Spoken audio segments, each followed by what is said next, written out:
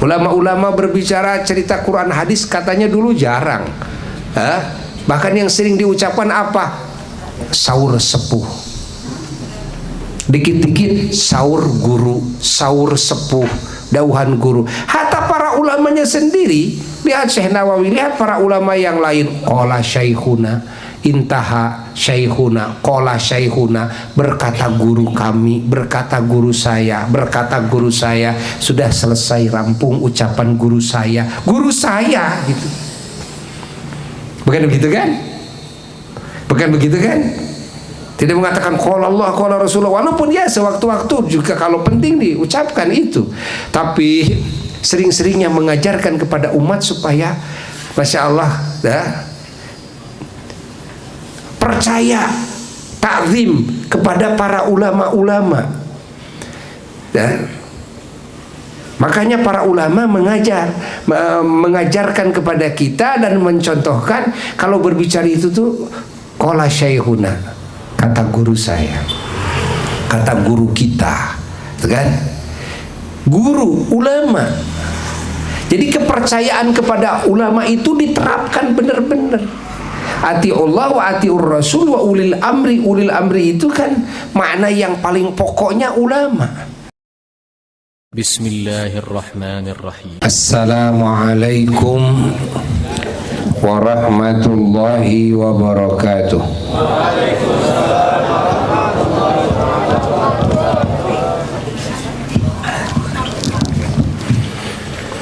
Alhamdulillah wa afdhalus salati wa atammut taslimi ala sayyidina wa maulana Muhammad wa ala alihi wa sahbihi wa mawala wa la hawla wa la quwwata illa billah. Amma ba'du, fa ya ibadallah, usikum wa nafsi bitaqwallah, faqad fazal muttaqun. Para jamaah yang mulia dan segenap saudara-saudara umat Islam dimanapun berada, rahimakumullah, wabil khusus keluarga besar Masjid Al-Mukhtar dan masyarakat sekitar yang semuanya sangat dicintai, sangat dimuliakan, sangat didoakan. Wabil khusus para ulama, para kesepuhan, aparat pemerintahan daerah setempat yang sangat dihormati. Abuya sangat bahagia saat ini bisa berkumpul bersama dalam pengajian majelis ta'lim bersatu, yang mana Abuya mengajak kepada semua lapisan masyarakat umat Islam, ahli sunnah wal jamaah, agar kita semua bersatu. Ada waktunya menyatukan semua keluarga besar dari tiap-tiap majelis ta'lim dan dari masjid-masjid, dan juga duduk bersama para ulama, umara dan umat.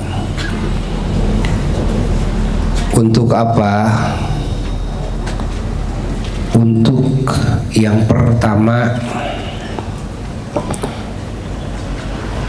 menyamakan persepsi dan mengatur strategi kebersamaan, kesatuan, persatuan, kekompakan di dalam berjuang dalam agama, di dalam menjaga keutuhan metode ahli sunnah wal jamaah, baik dalam akidah maupun dalam akhlak, maupun dalam amaliyah yang sekarang metode Ahlus Sunnah wal Jamaah yang disebut manhaj Ahlus Sunnah wal Jamaah itu sudah banyak yang dihancurkan oleh metode-metode di luar Ahli Sunnah wal Jamaah. Di berbagai negara, walaupun tentu mayoritasnya masih tetap utuh dan insya Allah akan terus abadi utuh. Namun kita perlu berjuang. Agama ini dijaga oleh Allah. Nanti di akhir agama akan disempurnakan lagi oleh Allah, seperti disempurnakan di zaman Rasulullah Sallallahu Alaihi Wasallam, maka akan disempurnakan lagi di akhir zaman. Ketika muncul Imam Mahdi, Imam Muhammad bin Abdullah Al-Mahdi radhiyallahu ta'ala anhu, beliau seorang alim wali, seorang habib syarif ya, dari dzurriyyah Rasulullah sallallahu alaihi wasallam, yang memimpin semua umat Islam sedunia, yang dicintai oleh semua umat Islam, bahkan non muslim pun juga ya menghormatinya. Sepakat semua ridha atas aturan-aturan yang diberlakukan oleh beliau. Ini yang ditunggu-tunggu tentunya oleh kita semua umat Islam. Dan juga diperkuat lagi oleh Nabi Isa alaihi salatu wassalam yang akan turun di kemudian hari di masa itu, yang beliau memperkuat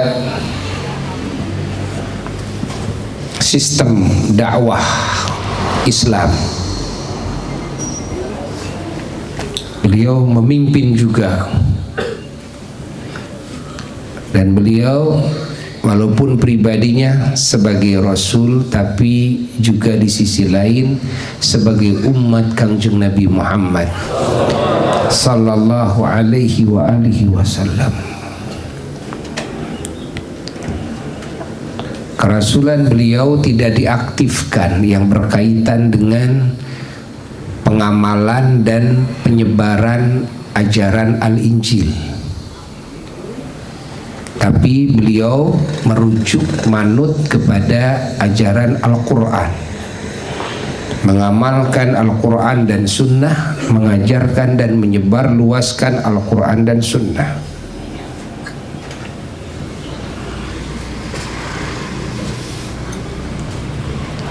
Dan beliau ketika turun juga, beliau yang mengklarifikasi, memutihkan akidah orang-orang yang menganggap kepada dirinya sebagai Tuhan dan sebagai anak Tuhan. Diklarifikasi oleh beliau, sehingga saat itu kaum Kristiani nggak akan ada, kembali menjadi Muslim yang baik semuanya. Dan saat itu semua gereja nggak akan ada, kembali akan menjadi masjid semuanya. Ini kabar gembira bagi semua umat Islam, karena Nabi Isa-nya sendiri nanti yang mengklarifikasi. Beliau sendiri yang memerintahkan agar salib-salib dihancurkan semua, karena itu dusta semuanya. Beliau tidak pernah disalib, seperti Quran menyatakan begitu.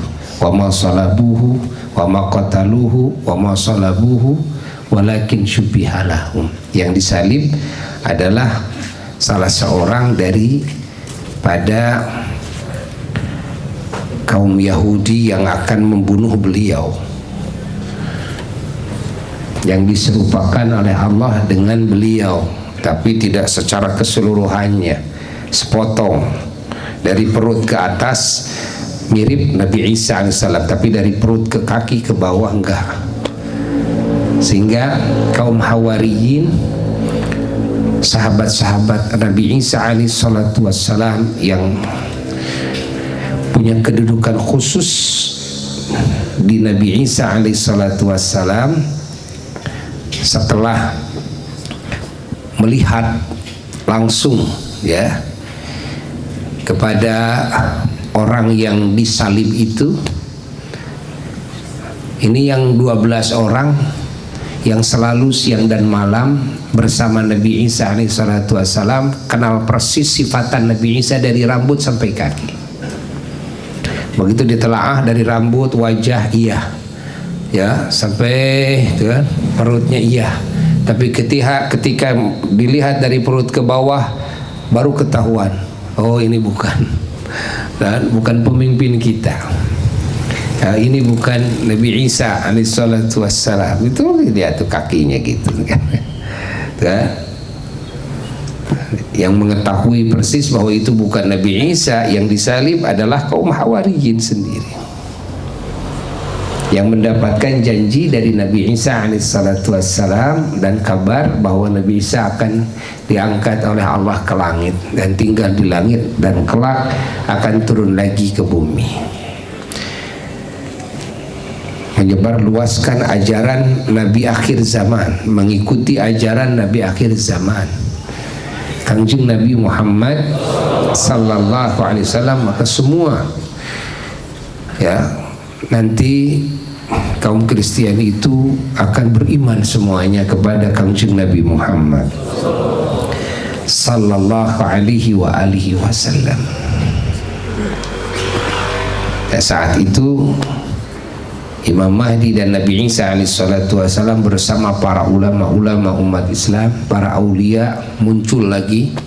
Yang tadinya mastur, yang tadinya gak kelihatan muncul kalau sudah muncul Imam Mahdi, karena semuanya menunggu kedatangan Imam Mahdi, ingin ikut berjuang bersama Imam Mahdi, bersama Nabi Isa. Maka nanti para aulia itu ya seperti zaman dulu lah ya, akan ketahuan semuanya. Sahibul karomat itu ya akan muncul lagi, ahli-ahli kasyaf yang mustajab doanya semuanya akan muncul lagi ya. Umat Islam dipimpin nanti oleh orang-orang yang seperti itu, oleh para ulama yang seperti itu, para wali-wali semua. Maka bersatulah semua umat Islam ya. Itu janji Allah yang pasti, dan agama ini dijaga oleh Allah, Quran dijaga oleh Allah ya. Metode ahli sunnah wal jamaah dan kebenaran dalam ajaran ini dijaga oleh Allah, walaupun di setiap masa muncul pemikiran-pemikiran yang merusak kebenaran, merusak keutuhan, kemurnian ajaran Allah dan Rasulnya sallallahu alaihi wa alihi wasallam, baik yang mengatasnamakan Quran dan Sunnah maupun yang tidak mengatasnamakan Quran dan Sunnah, dan di luar, kadang-kadang ini di luar Muslim, di luar ajaran Islam.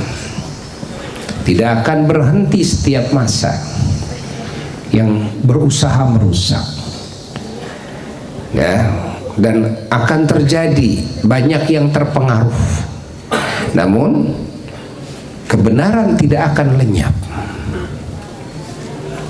dan yang membantu kebenaran, menolong kebenaran ya, tidak akan sirna di setiap masa. Itu janji Allah, janji Rasulullah sallallahu alaihi wa alihi wasallam.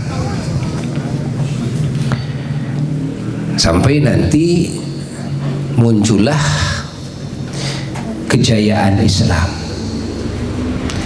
Nah, itu sudah janji Allah.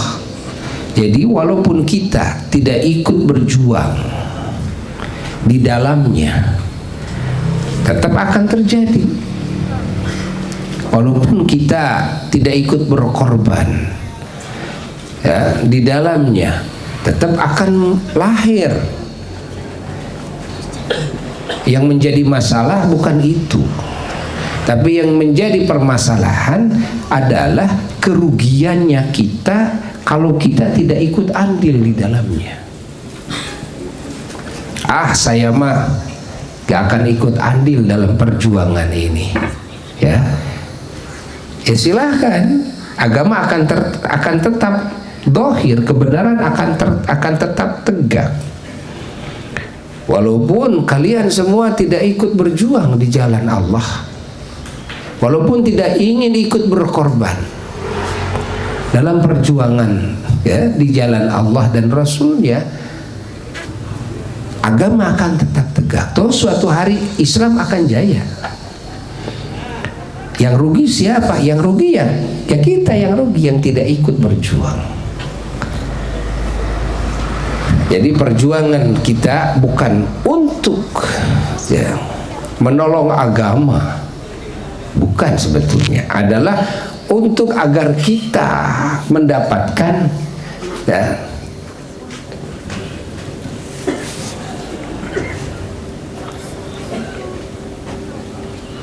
bagian dari Allah Subhanahu wa ta'ala sebagai pejuang agamanya, agar kita mendapatkan derajat yang tinggi, agar kita mendapatkan pahala yang besar.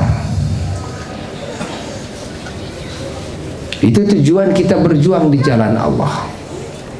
Sekali lagi, jangan berpikir kalau kita tidak berjuang, ajak semua manusia umat Islam agar tidak berjuang di jalan Allah atau menjadi manusia perusak Islam. Tetap Islam nggak akan rusak, tetap Islam nggak akan lenyap, tetap tuh suatu hari Islam akan jaya. Paham? Tapi yang celaka kita. Maka Abuya mengajak kepada semua lapisan masyarakat, baik ulama, tentunya khususnya ulama, lalu juga pemerintah, para tokoh, pemuda-pemudi umat Islam, agar kita mengadakan majelis bersatu,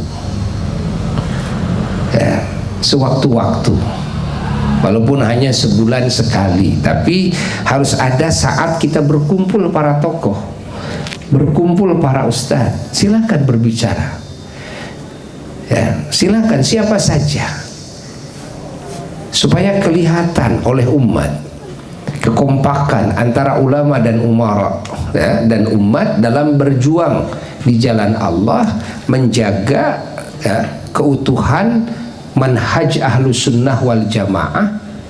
Kesananya juga kita terus berjuang, berupaya mencari cara terbaik untuk agar bisa tersebar luas ini manhaj ahli sunnah wal jamaah kepada orang-orang yang, ya, mereka baru muncul, mereka masih kecil, ya, mereka belum kenal, atau mereka yang sudah rusak manhajnya, ya. Imma rusaknya itu memang dari kecil sudah dirusak dengan manhaj yang bukan ahli sunnah wal jamaah, wa imma di tengah-tengah perjalanan beragamanya dia dirusak dengan pemikiran-pemikiran dan manhaj yang di luar ahli sunnah wal jamaah. Dengan perjuangan ini semoga mereka sadar kembali, gitu.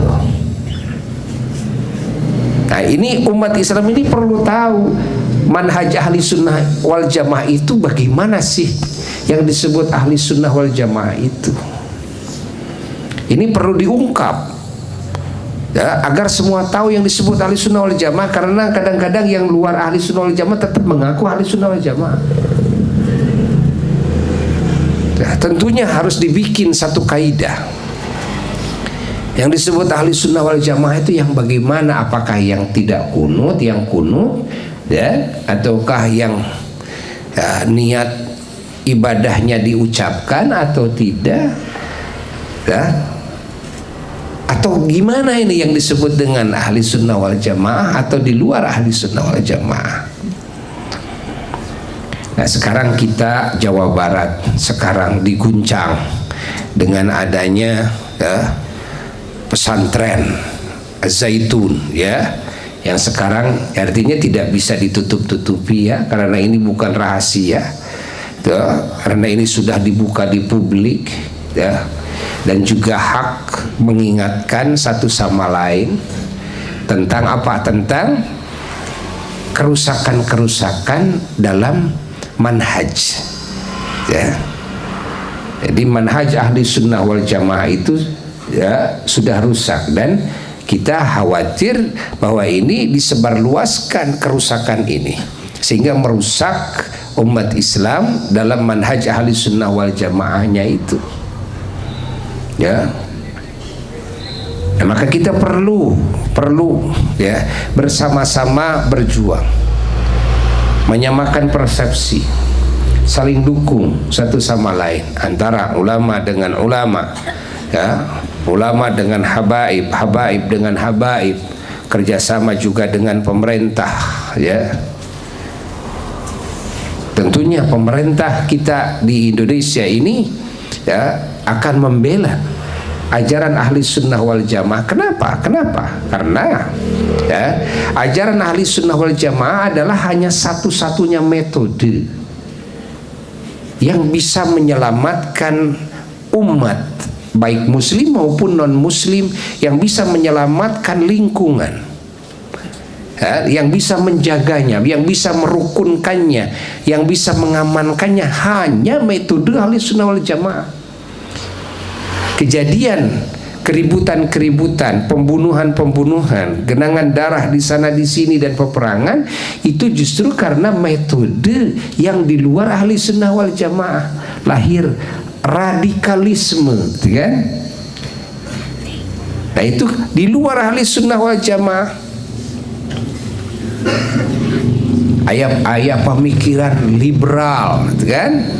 Itu artinya luar ahli sunnah wal jamaah. Nah, ahli sunnah wal jamaah ini kalau di Indonesia dari sebelum pemerintahan Indonesia ada, ya, itu sudah dibangun asas-asas metode ahli sunnah wal jamaah oleh para wali songo. Udah dibangun di kalangan semua murid-muridnya, jamaah-jamaahnya, masyarakat umat Islam. Bagaimana manhaj ahli sunnah wal jamaah? Jadi umat Islam di Indonesia itu sangat beruntung sekali, sehingga sampai lahir pemerintahan Indonesia, dipegang oleh para pemimpin-pemimpin bangsa yang mereka adalah umat Islam yang dididik dengan manhaj ahli sunnah wal jamaah. Itunya hebatnya Indonesia itu begitu. Anugerah yang sangat besar sebelum Indonesia lahir itu, kan? Ahli sunnah wal jamaah sudah diterapkan. Makanya sukses dakwahnya para wali songo. Kenapa? Ya pakai manhaj ahli sunnah wal jamaah. Tidak ada peperangan, tidak ada genangan darah, tidak ada yang tersakiti, tidak ada yang merasa dihinakan.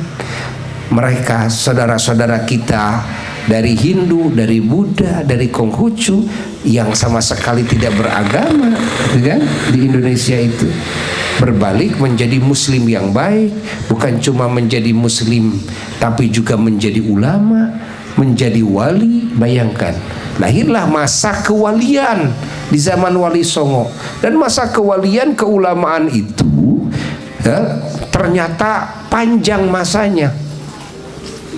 Lahir periode putra putrinya jadi wali semua, jadi para ulama. Lahir lagi periode cucunya jadi para wali, para ulama. Periode cicitnya jadi para wali, para ulama. Coba sampai kapan itu? Sampai masa kakek kita dan buyut kita. Kalau diukur dari zaman Wali Songo ke buyut kita itu kan lumayan panjang, ratusan tahun itu. Masya Allah. Di Indonesia dicetak para wali, di Indonesia dicetak para ulama, sehingga Indonesia menjadi negeri para wali, menjadi negeri para ulama. Itu sampai masa buyut kita. Subhanallah. Kapan mulai rusak dan hilangnya kewalian? Bukan hilang ya, artinya menjadi mastur. Adalah ketika sudah wafatnya para wali-wali Allah, lalu datang serangan dari luar, metode pendidikan yang tidak sesuai dengan metode pendidikan para wali. Yang mana metode pendidikan para wali itu adalah metode pendidikannya Rasulullah Sallallahu Alaihi Wasallam. Nah, akhirnya berganti. Umat Islam cara belajarnya itu ganti metode, ganti clear, ganti cara, ya.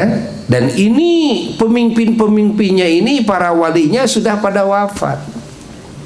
Yang di bawahnya ya ndak keburu jadi wali, ya, nggak keburu sempurna dalam keilmuannya.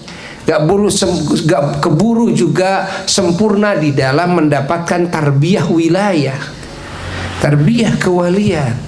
Nah, maka lahirlah perubahan dari situ. Gayanya sudah lain gayanya. Nah, karena gaya didikan, yakni sifat dan akhlak yang dididikan oleh para wali songo, yaitu didikannya Rasulullah Sallallahu Alaihi Wasallam, itu ada khas.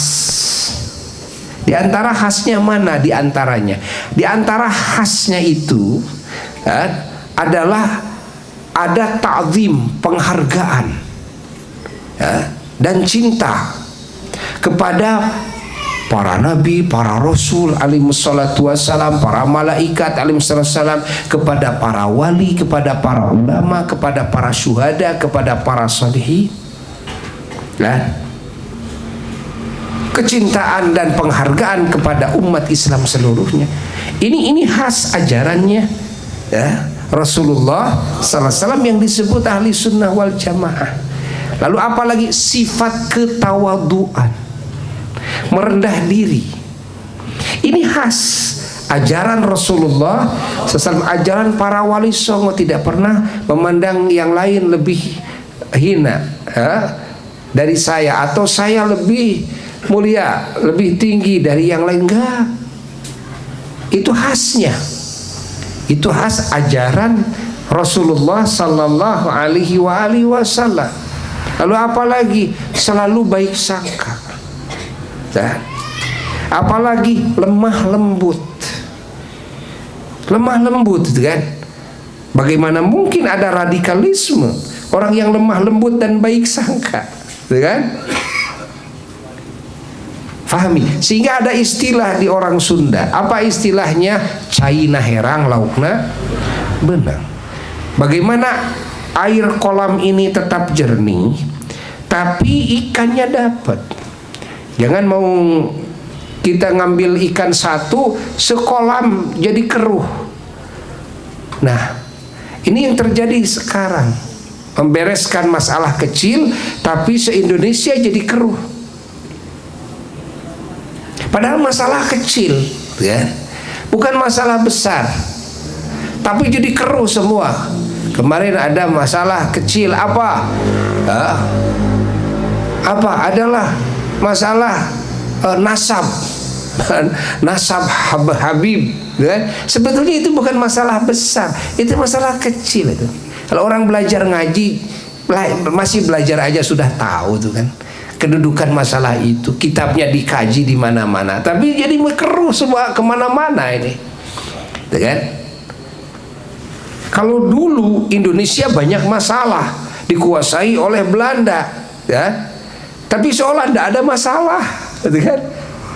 aman-aman saja, ajaran agama menyebar. Masya Allah, Belanda tidak bisa mengintervensi, kan? Coba bayangkan, itu para wali songo menyebarkan Islam itu di saat Indonesia dijajah oleh Belanda dengan segala kekuatannya, kekuatan dananya, kekuatan politiknya, kekuatan senjatanya, kekuatan pasukannya. Coba bayangkan, kekuatan misionarisnya, karena Belanda ingin mengkristenkan Indonesia, tapi ternyata lain, itu kan, ternyata lain.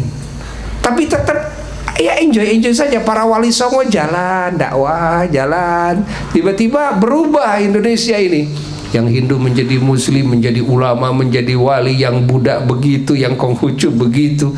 Masya Allah, banyak juga dari Kristiani juga begitu, subhanallah. Dan aman, subhanallah. Itu cara dakwahnya para wali songo. Karena dakwahnya dengan kasih sayang, dakwahnya dengan al-akhlakul karimah, dakwahnya dengan uswah hasanah, suri teladan yang baik. Bukan hanya dengan mauidhah hasanah, tapi dengan uswah hasanah yang lebih didahulukan. Beda dengan zaman sekarang, mauidhah hasanahnya masih tetap berjalan, uswah hasanahnya sulit. Itu di zaman sekarang ini, ya. Allah. Jadi orang mau bagaimana bisa menjalankan ajaran Allah dan Rasul dengan baik, karena perlu contoh manusia itu. Perlu contoh. Tidak hanya perlu mauidhah saja, tapi perlu praktek contohnya bagaimana. Yang disebut akhlak mulia itu bagaimana, sifat terpuji itu bagaimana. Coba contohkan. Kalau dulu kan contoh yang baik semua sebelum berbicara, sehingga dulu kalau berbicara orang itu jarang. Ulama-ulama berbicara cerita Quran hadis katanya dulu jarang. Bahkan yang sering diucapkan apa? Saur sepuh. Dikit-dikit saur guru, saur sepuh, dauhan guru. Hatta para ulamanya sendiri, lihat Syekh Nawawi, lihat para ulama yang lain. Qala syaikhuna, intaha syaikhuna, qala syaikhuna, berkata guru kami, berkata guru saya, berkata guru saya. Sudah selesai, rampung ucapan guru saya gitu. Bukan begitu kan? Bukan begitu kan? Tidak mengatakan qala Allah, qala Rasulullah, walaupun ya sewaktu-waktu juga kalau penting diucapkan itu, tapi sering-seringnya mengajarkan kepada umat supaya Masya Allah, percaya, takzim kepada para ulama-ulama. Makanya para ulama mengajarkan kepada kita dan mencontohkan, kalau berbicara itu tuh qala syaikhuna, kata guru saya, kata guru kita, kan? Guru, ulama. Jadi kepercayaan kepada ulama itu diterapkan benar-benar. Atiullah wa atiur rasul wa ulil amri. Ulil amri itu kan makna yang paling pokoknya ulama, ya. Di samping makna lain adalah umara yang harus ditaati. Nah, bagaimana bisa taat kalau tidak ta'zim? Makanya ta'zim, kepercayaan penuh kepada para ulama itu dibangun dulu, ya, sehingga bukan cuma qala Allah, qala Rasulullah SAW saja, tapi qala syaikhuna. Ya, kenapa? Karena memang begitulah ajaran ahli sunnah wal jamaah, ya. Begitulah ahli sunnah wal jamaah. Dan kalau qala Rasulullah saja, nanti bisa masuk kepada dusta juga kalau tidak ada syaikhuna. Kenapa? Karena kita tidak hidup di zaman Nabi dan kita tidak ketemu Nabi. Bersabda Rasulullah SAW, kapan kamu mendengar Rasulullah berkata begitu? Ketemukah kamu dengan Rasulullah? Tidak. Pernah mendengar Rasulullah berkata seperti itu langsung? Enggak. Jadi sebetulnya yang jujur, kamu menerima keterangan itu dari Rasulullah langsung atau dari guru kamu? Ya dari guru saya. Kalau begitu sebaiknya qala syaikhuna, kan? Berkata guru saya, kan? Itu diajarkan. Nah ini khas ahli sunnah wal jamaah seperti itu. Ini perlu tahu. Maka kepada semua ya lapisan masyarakat Buya mengajak, ayo kita adakan ya majelis taklim bersatu, dalam arti berbagai majelis taklim kita undang, para ustadz, para kiainya kita hadirkan agar kelihatan oleh masyarakat. Akhirnya semua bisa ngambil faidah. Murid seorang alim yang A bisa mengambil faidah dari alim yang B, gitu kan? Yang B bisa mengambil faidah dari alim yang A, dan seterusnya. Dan murid akhirnya bisa bersatu semua, gitu kan? Masya Allah. Dan manfaat ilmunya ulama yang tadinya hanya kepada muridnya saja, tapi nanti bisa manfaat kepada murid dari para ulama-ulama lain. Yang tadinya murid seorang ulama mengambil manfaat dari gurunya saja, namun dengan kebersamaan bisa ngambil manfaat dari ulama-ulama ya, yang lain. Dan ini bisa menjadi karegregan, ketenangan, regreg gitu kan. Kalau melihat para ulama hadir regreg gitu kan, bersatu padu. Dan ini akan menjadi benteng yang kokoh, yang tidak akan bisa diruntuhkan oleh siapapun. Itu tujuannya Buya membangun MTP ya. Itu juga setelah lama istikharah kan. Kenapa? Karena ada kekhawatiran besar pada diri Buya ini setelah wafatnya para ulama-ulama, Masya Allah, yang menjadi paku-pakunya umat Islam ini. Nah ini perlu ada kekompakan di antara kita untuk membentengi umat Islam dari manhaj-manhaj di luar daripada ahli sunnah wal jamaah yang akan merusak. Sekaligus juga kita mendagangkan, menyebarluaskannya. Nah, pahami oleh kita semuanya. Maka Buya sangat bahagia ya dengan hadirnya majelis taklim bersatu di daerah Kerkop ini. Dan di Kerkop ini juga ada salah satu dari leluhur Buya, yaitu Eyang Sontoan Kundu. Eyang Sontoan Kundu di sini di Kerkop, beliau adiknya Eyang Sontoan Kunur Cipati, dan beliau adiknya Eyang Sontoan Kobul Bunibuana. Yang Sontoan Kundu ini kan. Nah, Eyang Sontoan Kunur kakaknya Eyang Sontoan Kundu ya, beliau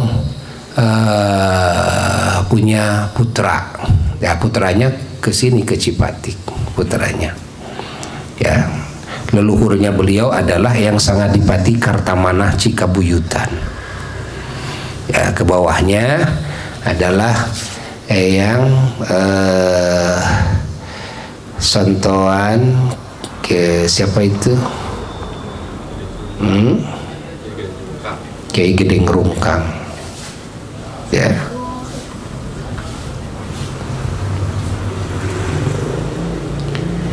Lalu ada lagi Eyang Sontoan Kartimangala yang di Sarimangala ya. Ke bawahnya adalah Eyang Rangga Abdul Golib Siminyak Cililin. Lalu putranya Eyang Dalem Anggayuda Cicapar Situangi Cipati. Lalu putranya Eyang Dalem Ibrahim Cipati, mufassir sohor dalam ilmu tafsirnya katanya. Eyang Dalem Ibrahim Cipati punya putra, diantaranya adalah Mah Bukhari dan Mah Pangulu Muhammad Hasan. Mah Pangulu Muhammad Hasan itu ayahnya Mah Ibu Kasinah. Mah Ibu Kasinah itu adalah istrinya Eyang Agung Mahmud ya, yaitu ibunya Mah Acah. Mah Acah itu ibunya Mama Eyang Cibaduyut, yang Raden Muhammad Zarkashi Cibaduyut radhiyallahu ta'ala, Syaikhus Syuyuh, gurunya para guru. Lalu saudaranya yang Pangulu Muhammad Hasan itu Mah Bukhari ditugaskan untuk menyebarkan ajaran Islam itu di Sumedang sampai wafat di Sumedang di Gunung Puyuh. Yang Bukhari punya putra yaitu Mah Ishaq punya putra Mah Kadiam punya putra Mah Kiai Haji Muhammad Hasan Manafi. Mah Muhammad Hasan Manafi punya putra Mama Eyang Bojong Muhammad Hasan Muhammad Hasan Mustawi. Eyang Muhammad Hasan Mustawi punya putra diantaranya adalah pengersa Apa Oha Kiai Haji Ahmad Toha radhiyallahu anhum ajmain. Nah, jadi kalau Buya ngaji di sini ya di kakeknya, ya bukan di siapa-siapa kalau ngaji di Kerkop itu, ya. Dan pantes gitu kan, pantes ada injuna berarti gitu. Jadi biar semuanya tahu, ya. Maka Buya mengajak kepada semua para kesepuhan untuk ayo kita bersama-sama, ya bersama-sama ikut berjuang di jalan Allah agar kita bertambah nilai di sisi Allah Ta'ala, dan mati sebagai syahid, ya itu yang kita inginkan kalau mati dalam perjuangan, ya. Nah itu yang bisa Buya sampaikan, ya, untuk mengisi MTB kali ini. Mudah-mudahan di sini bisa rutin sebulan sekali nanti sama pengurus, ya. Nanti di matchingkan jadwalnya yang tepat, dan mohon maaf Buya tidak bisa lebih awal karena tadi ada acara dulu dan Buya tadi kurang sehat, ya. Mudah-mudahan insyaallah nanti bisa kumpul kembali, ya, di waktu yang ya sangat tepat untuk kita semuanya, ya. Insyaallah semua panjang umur, sehat jasmani rohani, lancar segala urusan, diampuni segala dosa, ditutupi segala aib, dikabulkan segala hajat dan doa yang baik di sisi Allah, ya, dijauhkan dari segala musibah, dari segala fitnah, dari segala penyakit dan wabah. Dan semoga Allah menggolongkan kita, keluarga kita semuanya, keturunan kita, orang tua kita, leluhur kita, guru-guru kita, murid-murid kita semuanya dalam golongan ahli keselamatan, ahli kebahagiaan, ahli kemuliaan di dunia dan di akhirat. Wa ila hadratin Nabi sallallahu alaihi wasallam. Syukurillahilahul Fatihah.